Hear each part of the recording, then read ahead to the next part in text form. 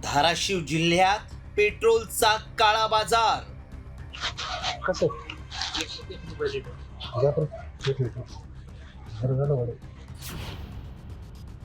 किराणा दुकानात पेट्रोलची विक्री.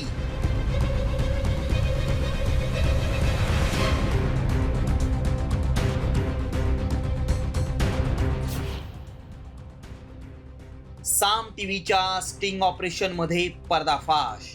टंचाईचं लय अवघड आहे सध्या. डिझेल मिळते गावात डिझेल नाही.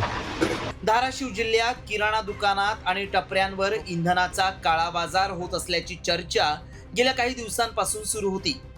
त्याचाच रियालिटी चेक करण्यासाठी साम टीव्ही गावातल्या एका किराणा दुकानात पोहोचलं आणि त्याच वेळी समोर आला नफेखोरीचा गोरखधंदा. कसं 130 रुपये लिटर.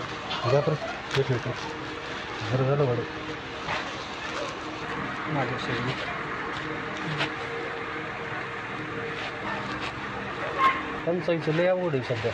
डिझेल मिळते गावात डिझेल नाही.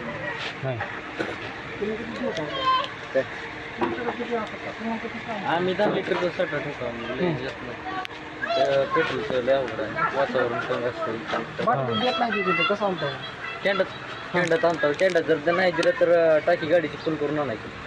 धाराशिव जिल्ह्यातील ग्रामीण भागामध्ये पेट्रोल डिझेलचा साठा जो आहे तो अवैधरित्या साठा करून त्याची चढ्या दराने विक्री करण्याचा प्रकार जो आहे तो साम टीव्हीने केलेल्या स्टिंग ऑपरेशनमध्ये समोर आलेला आहे. ही धक्कादायक बाब आहे. एकीकडे इंधन टंचाई सुरू असताना अशा पद्धतीनं अवैधरित्या साठा करून त्याची चढ्या दराने विक्री केली जात असल्याचं आपण यामध्ये पाहिलेलं आहे.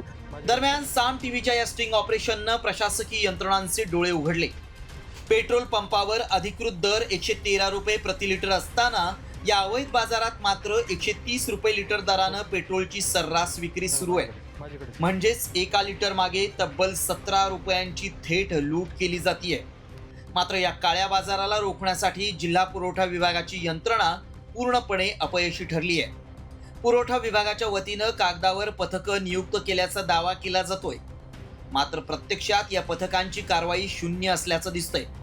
साम टीव्हीच्या स्टिंग ऑपरेशन मधून ही नफेखोरी उघड झाल्यानंतर जिल्हा पुरवठा अधिकाऱ्यांनी कारवाईचं आश्वासन दिलंय. काही लोक साठेबाजी करत असलेल्याच्या काही तक्रारी प्राप्त जर झाल्या, अनधिकृतपणे कोणी ह्याचा वापर करतंय का ह्याच्यावरती लक्ष ठेवून आहेत. अशा जर काही गोष्टी निदर्शनास आल्या तर त्यांच्यावरती गुन्हे दाखल करायचे माननीय जिल्हाधिकाऱ्यांनी आदेश दिलेले आहेत.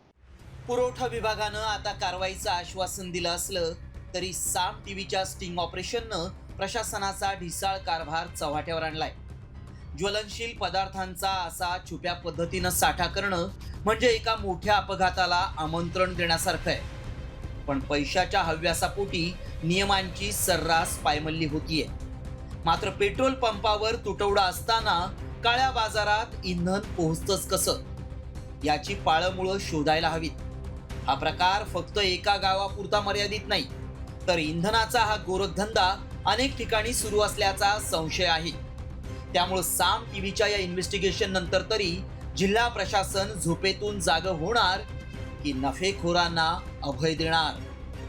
बालाजी सुरवसे, साम टीव्ही न्यूज, धाराशिव.